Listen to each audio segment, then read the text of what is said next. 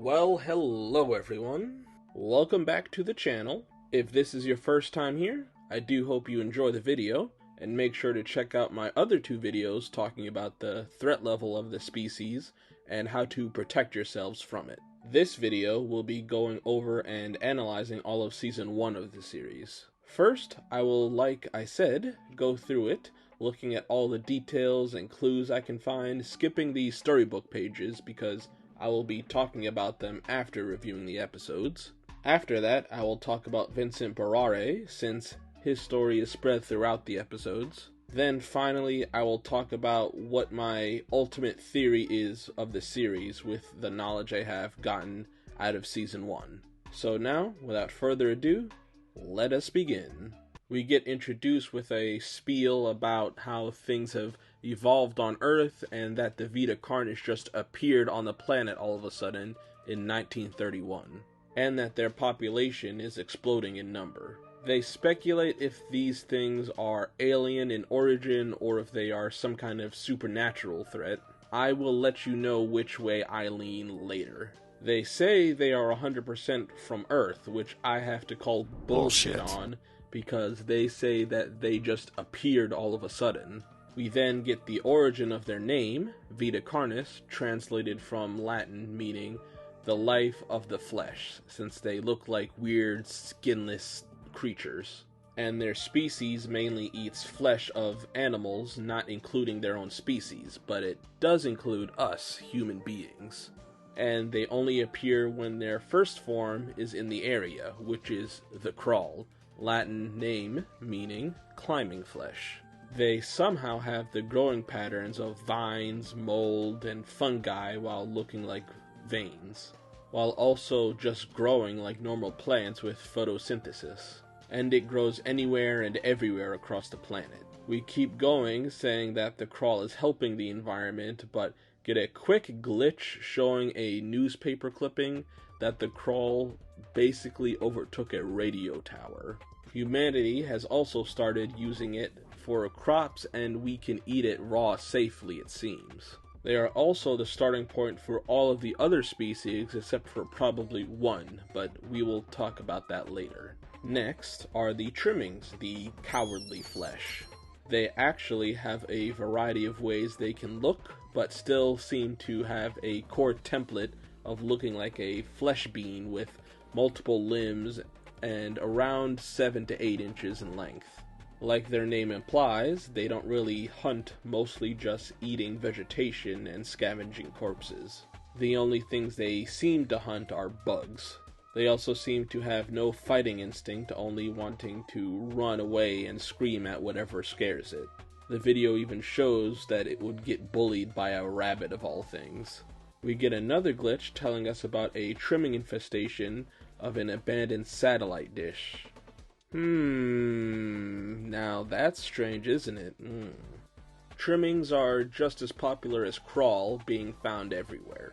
And since they are so popular, like most animals, they get into places they shouldn't, probably making them some of the worst pests on Earth. For some reason, people still keep them as pets, and we will get into why that's a bad idea later.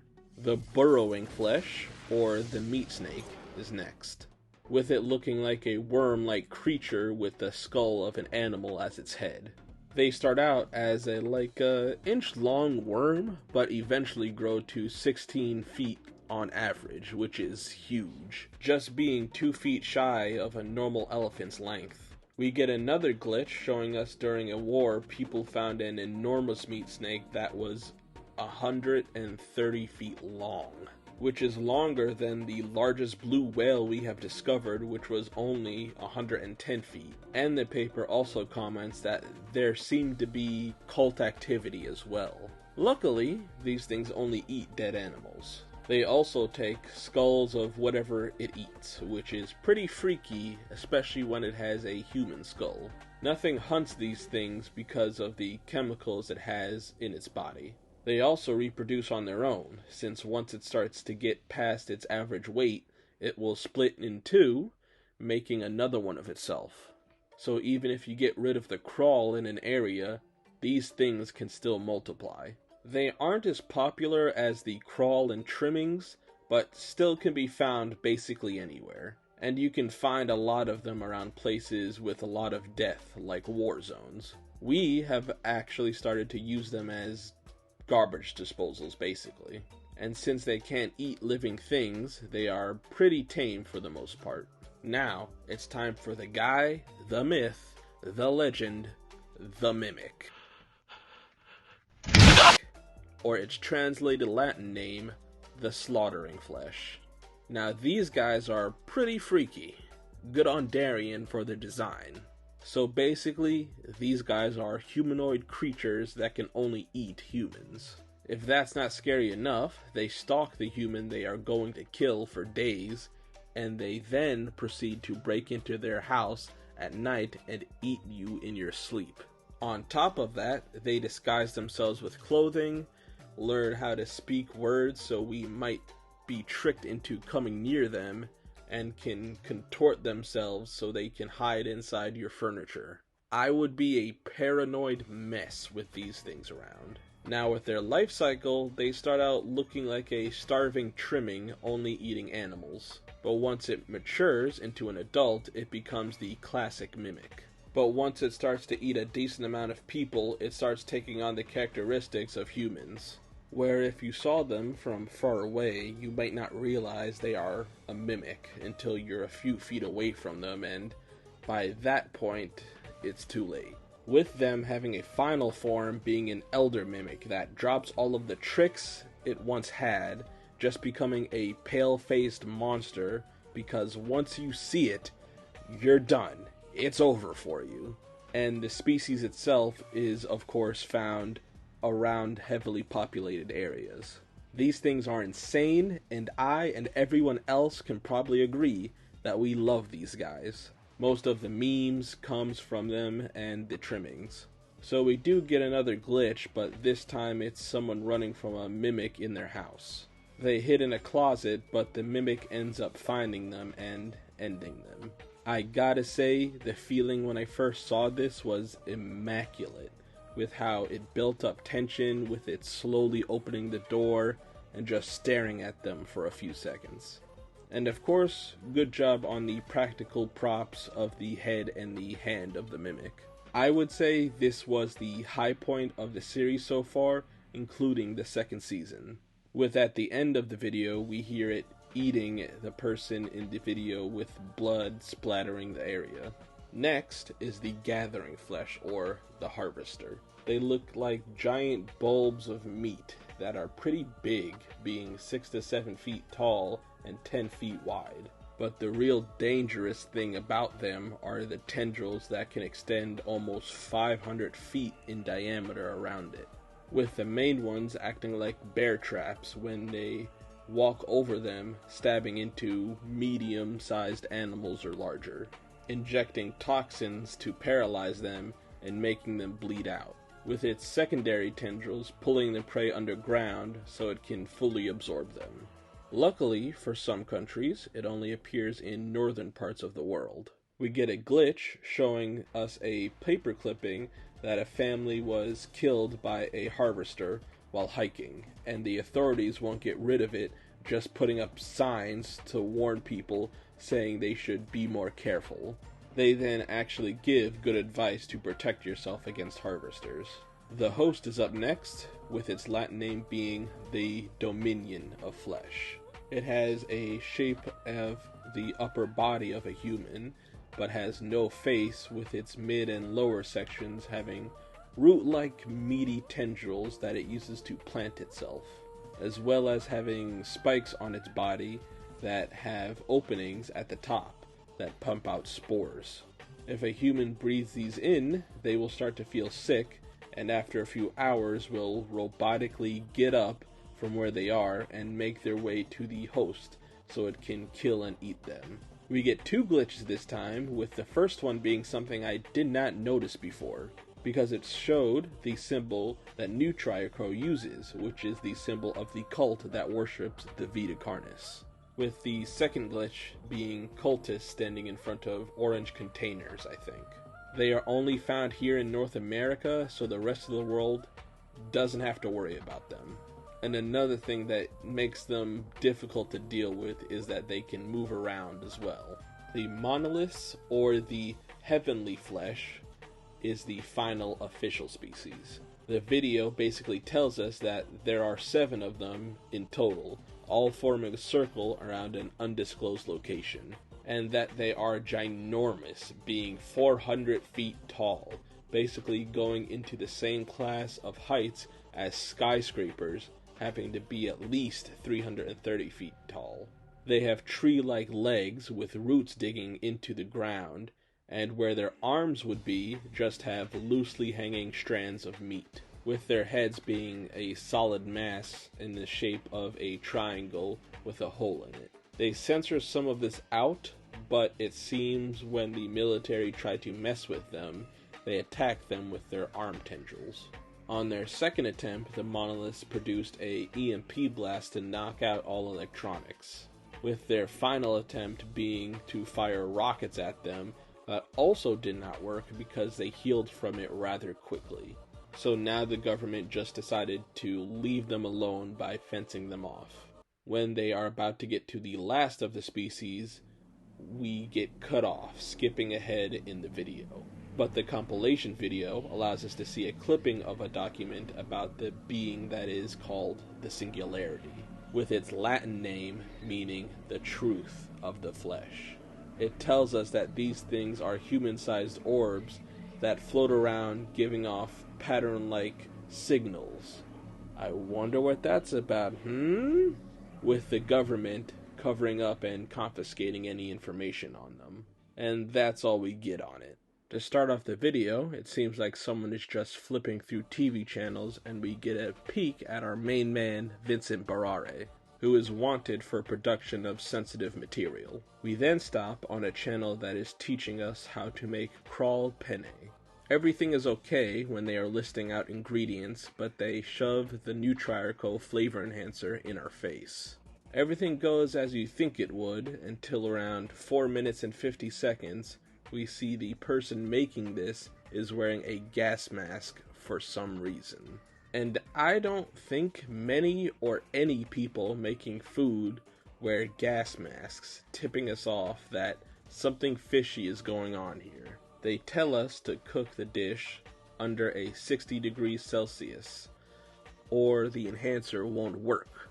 And I will say I did not figure this out. I learned this from another video. 60 degrees Celsius is the temperature that spores die at, just like the spores that the host produces, with nothing else happening in the video. Alright, the pet trimming episode is up next. First, I want to say good job on the trimming sculpt, Darian. It's as gross as I thought it would be.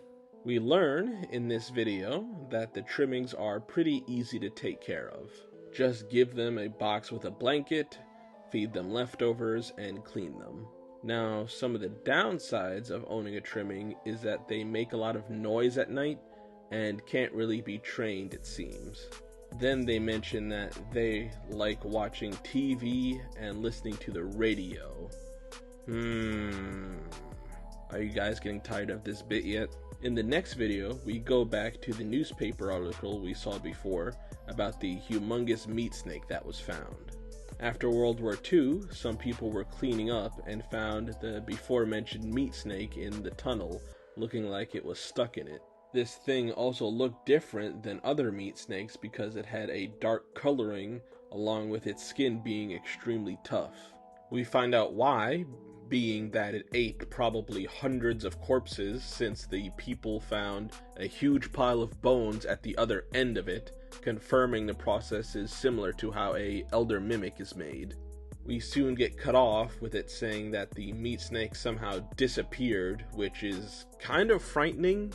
Something that big is probably burrowing around somewhere, with a glitch showing a army official with the cult symbol of Nutriarco, basically confirming that a cult most likely scavenged bodies from the war, bringing them down here to feed the meat snake for some yet unknown reason. Mimic defense video is up next, and we start with a warning telling us that mimics have been growing in population, So what seems like the Canadian government produced a video on how to protect yourself. It's nothing we haven't heard in the other video, but we get a cool quick cut of mimic faces when they are trying to act human, and one when they drop their disguise. Once the tape ends, another one begins where we are introduced to Christopher and Janice. It tells us that this tape was made as evidence for this incident and was supposed to be disposed of. It seems like they are going to report on an incident that the local news or government is trying to cover up. I do have to say, Darian, this was way too much walking and yapping. For my taste, the video could have been 1/3 shorter if you cut all that out. They finally get there, and once he starts to talk about the incident, they muffle the audio. But we can make out that our boy Vincent Barrere was mentioned, and that it seems his father was killed by a mimic, but the authorities are trying to cover it up. As they walk back, Chris jokes about a serial killer jumping out at them, and he immediately gets snatched. As Janice goes back, she comes across a mimic eating Chris, so she books it out of there, running back to the house.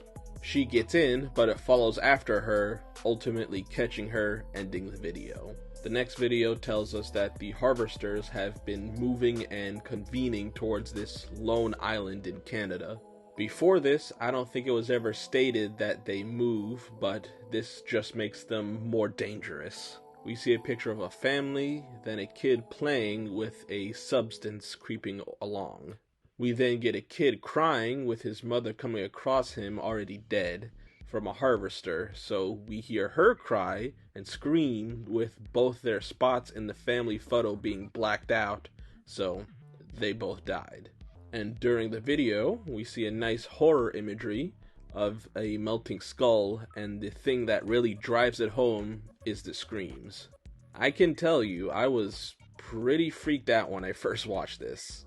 In the next video, we begin with a NutriCo commercial with their flavor enhancer. I put that on everything, like pizza. We get some history on the product and see it being applied to a meal, but as the commercials go on, we see the meals keep becoming more and more simple, eventually just becoming a slice of bread with a whole bunch of flavor enhancer on it. Now with the announcer sounding very monotone with it saying, "It is required for every meal," with it devolving into them constantly repeating to consume it, with the imagery of many hands grabbing for it, with one of the frames seeing them reach for the logo itself and a pile of it also appearing. All of this obviously means that NutriCo is trying to get people addicted to the flavor enhancer, with imagery similar to what we saw before in the host video with the cultists.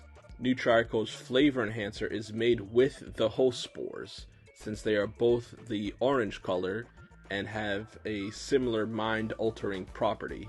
The cult who is most likely behind Nutri's creation has done something to the spores to make them have different effects and make them safely edible. For what purpose? We don't exactly know yet, but I will explain what I think their plan is near the end of the video when I propose my theory.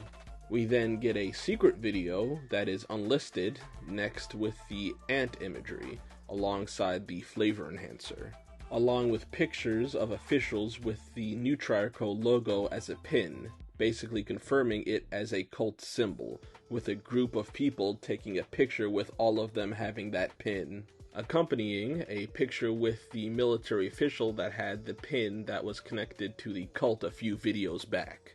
And we see a newspaper clipping of an organization called Carnis, which stands for Containment and Research Consult Association Society, who is facing backlash from government agencies.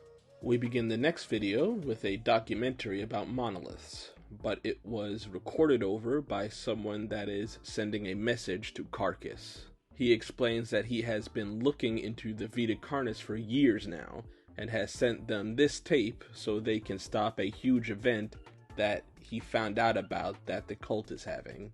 We do see some new newspaper clippings talking about the teenagers releasing a documentary that the government wants to arrest them for. And it seems that cults have been popping up across the world as well. All of this leads into the final video of Season 1, and is a part of Vincent Barrere's storyline throughout Season 1 as well. But I'll get into the whole story in a bit, because there is a section I made just for him. Facility Zero is the final episode of Season 1, and we begin with Carcass having a mission briefing on how the operation will go down. We then see a document talking about the operation and that they are going after the singularities. And once they have them and transport them to a facility, they will begin stage 2 of the plan, called Neutrier. Since there are a bunch of harvesters surrounding the building, they find a chink in the formation where there is only one covering a wide area, so they take it out and are able to infiltrate safely. They actually have to walk past a monolith, which is terrifying, but they soon get in the building and start taking the guards out. Afterwards, they begin to get in position to stop whatever the cultists are doing. They start to get some electrical interference, but they still decide to break in. Once they get in there, we see 7 singularities with cultists performing some kind of ritual, with the officers telling them to put their hands up, but they open fire on them, ending the video. So we are finally finished with the review part of the video. Now let's get into the analysis and speculation portion. And before we do, I do just want to say thank you to Darian for making this series, because it is genuinely fantastic. So we begin with the storybook pages. And I will say I personally think the way it is presented, the Vita Carnis are alien-based, with maybe some supernatural elements thrown in there. So page 1. Once upon a time, there was a distant kingdom. The kingdom was redacted. The royal family were magical, redacted. They traveled land and sea to discover new places and learn what, redacted. And that was the end of that page. Going by this, what I think this is, they were aliens that were of high status in their society, sent to colonize a planet for their people. Or something happened to their planet that made them have to leave. And this royal family either has some kind of technology or some kind of powers that make it so they can terraform a planet. And there must be something about Earth they want, since they said they traveled for a while to discover new places and learn something about them. Page 2.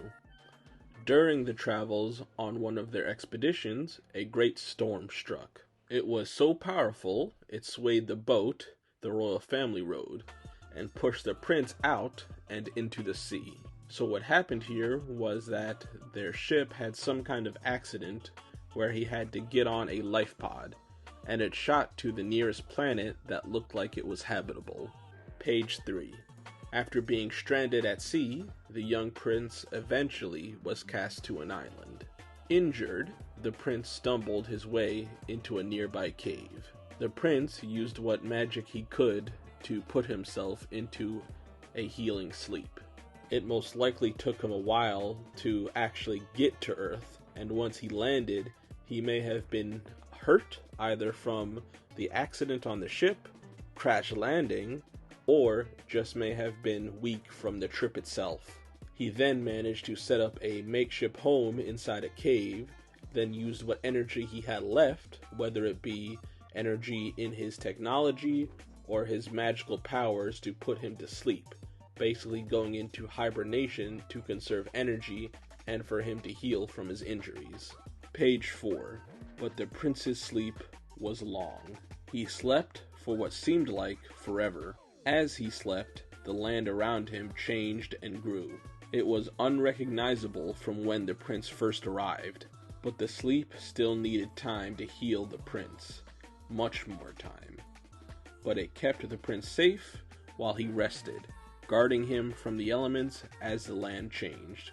So this is another important page, because this may imply that he may have been on Earth before most life emerged on it, since he said that the land was unrecognizable from when he arrived. But it says it kept the prince safe, guarding him while he rested. so he may be in some kind of stasis chamber that protected him from the chaotic environment of early Earth. Page 5. Outside the cave, during a time of hardship, lived the island critters. The critters were struggling in this hard time. There was barely any food to go around. They would go and gather whatever they could. Now this is the main reason I don't think the prince is human. He does not see what is most definitely humanity as one of his own. But some humans managed to migrate to that big fictional island that is in Canada, but they are having trouble surviving there. Page 6. Although one day, the critters found the cave while searching for food. They found the prince in his trance in his healing sleep. The critters were so awestruck and enchanted by the prince's magic. So, early humanity found the cave he was sleeping in, and they were amazed by the technology he had because the tech was probably so advanced they could not distinguish it from magic, and they found him in his deep sleep in his pod. Page 7. Who is this creature? Why are they here? Are they dangerous? A thought was brought up. What if this creature could use its magic to help them? It may grow food or heal sickness. They continued to argue about the prince and his magic. In the end, the majority of the critters agreed that the prince was dangerous and should not be meddled with. So this was pretty explanatory of what happened. Most of the humans just said to leave him since they don't know what he is.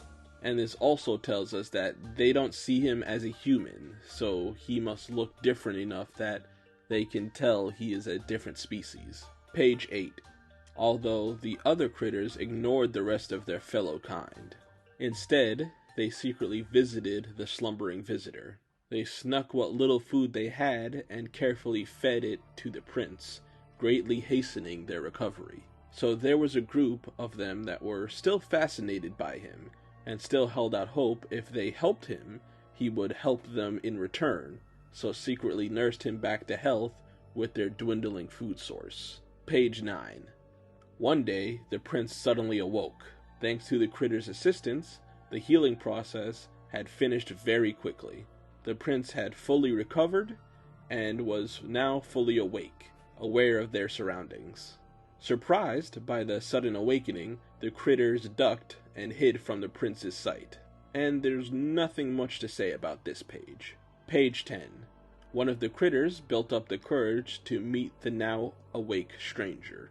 They crawled to the prince's side and extended their hand in friendship. The prince reached back, and together they had formed the bond that will change their fate.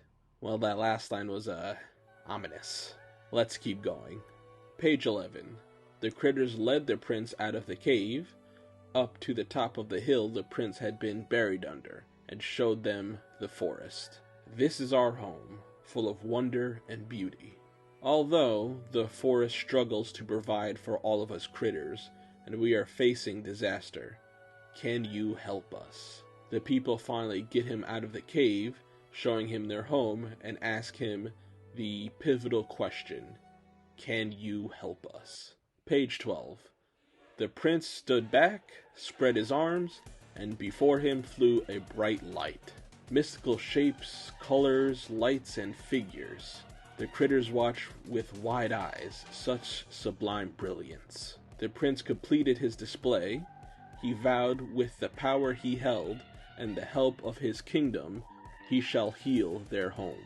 I think at this moment was the moment that the Vita Carnis was born. He quote-unquote gifted us with them, I guess thinking it would help us in some way. Page 13. The prince gathered what he could and then set sail onward. Once the prince returns home, they will come back to the island and return to the critters. So he most likely fixed his ship he crashed with, managing to leave Earth. But once he gets back home, he'll come back with more quote-unquote help for us, which is scary to think about. We also see the raft he was leaving on has the cult's symbol.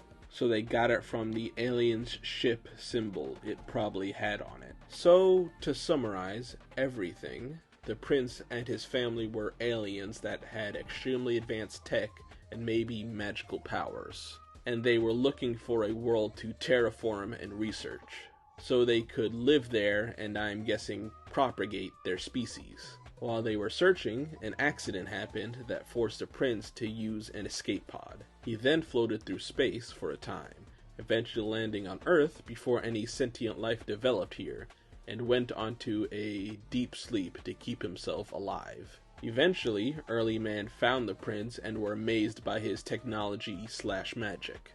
A select group of humans decided to nurse him back to health in secret. Once the prince woke up, they asked him if he could help them, since their people were starving. So he used his powers to birth the Vita Carnis to help them, which I guess could have worked, since the crawl can make rotting meat edible, and it helps the animals and plants grow. But all the other forms wouldn't help humanity in that situation. After he gifts them with the Vita Carnis, I'm guessing that they helped him fix his ship so he could go back to the stars to find his family or go back to his home planet. And he promised that he would return someday. And because of the help from the prince, humanity that lived there worshipped him and took the symbol that was on the ship as their logo for their cult. I'll talk more about the story here when I get more into my entire Season 1 theory. Now, Vincent Barrere. We see his influence all over Season 1. The thing that tied his story all together was the Species Anomaly Report video, with this picture of a family, and at the end, the mother and younger sibling die, so he is now only with his father. Then we hear in the Mimic Defense video that his father was killed under mysterious circumstances, which was obviously a mimic attack that was trying to be covered up by the government. So now alone in the world, he has a vendetta against the Vita Carnis for taking his family away from him. He then does research on them, during which he gets some other college students to help him with their research, saying it's a school project to hide his true goal. He further looked into the species and eventually uncovered the cult that had already had members deep in the government and were in charge of New Triarco. At some point, the authorities caught on to what he was doing and tried to arrest him, but only got the other students that worked on the initial Vita Carnis videos, saying that they didn't know Vincent put in the extra content that wasn't related to the project.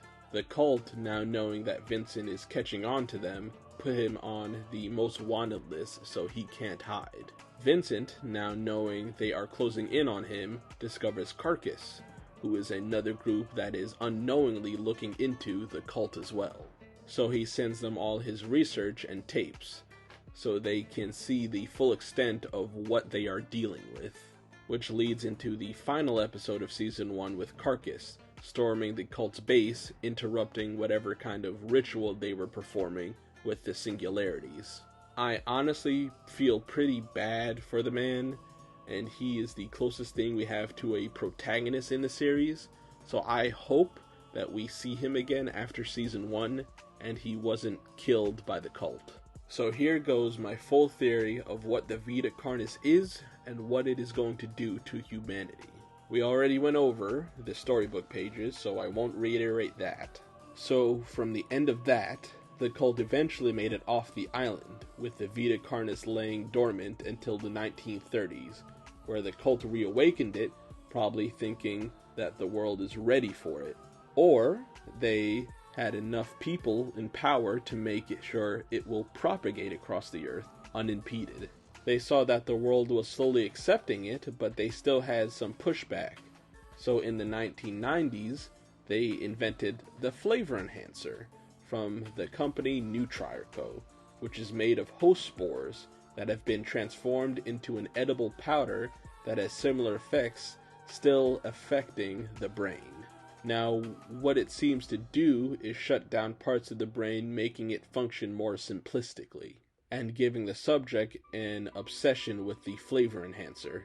And either civilians on their own start to make cults around it, or someone from the cult finds people that are sufficiently addicted to it so they can use them as extra bodies in the cult, further expanding the cult's numbers, all the while playing down the threat the Vita Carnis poses. And I'm guessing during these decades they were suppressing knowledge of the singularities while gathering them across the world. Now, by the end of Season 1, they were getting ready to move on to the next phase of their plan, which we don't know what it is or what it's going to happen. It seems they need to be on that island area since there are 7 singularities and 7 monoliths.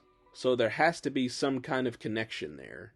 They also say that the singularities produce signals, so by bringing them all together, them and the monoliths might have produced a signal across the planet that I think could cause 2 things to happen. The best option would be that it sends a signal to call back the prince to Earth. Luckily, from the story, it is not a definite thing that he will be hostile, and if we explain to him that we don't want the Vita Carnis, he may have a way of stopping them. But if he does turn out to be evil, he could also bring the rest of his people and invade the Earth, as well as enhance the Vita Carnis even more. The second option is that it will produce a signal that will cause all forms of the Vita Carnis to become hyper-aggressive. The crawl may grow at a faster rate. The trimmings would grow deadlier parts like sharper teeth or spikes on their bodies. They may not seem dangerous because of how small they are, but if 100 or even 1,000 are swarming you, you're probably not making it out of there. The meat snakes can be used to break down doors or walls with how large they are. Mimics are a given with how dangerous they are. And since now they will be swarming cities, elder mimics will become more common. Harvesters will be produced more frequently from the crawl.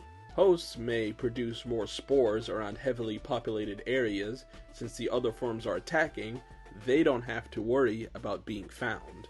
And the types of Vita Carnis that are region locked will be produced in every area that they can survive in. This type of attack would be devastating, and in my opinion, humanity has a low chance of survival since the cult will be fighting against us as well. I do have a video talking about what I would rate each species of the Vita Carnis and how much of a threat they are as a whole, if you want to check that out. That is my main theory of what I think Season 1 of the series is hinting at, with all of the clues scattered around. I'll be going on to Season 2 after this, going over each episode in an individual video, so they won't be as long as this one. I will probably go over the trailer for Season 2 first, then the actual episodes. I hope you all enjoyed the video. If you did, like the video and subscribe to keep up with my content. Go check out my Vita Carnis playlist to see my other videos on the series. And I guess that's it for now. I will see you guys later. Bye guys.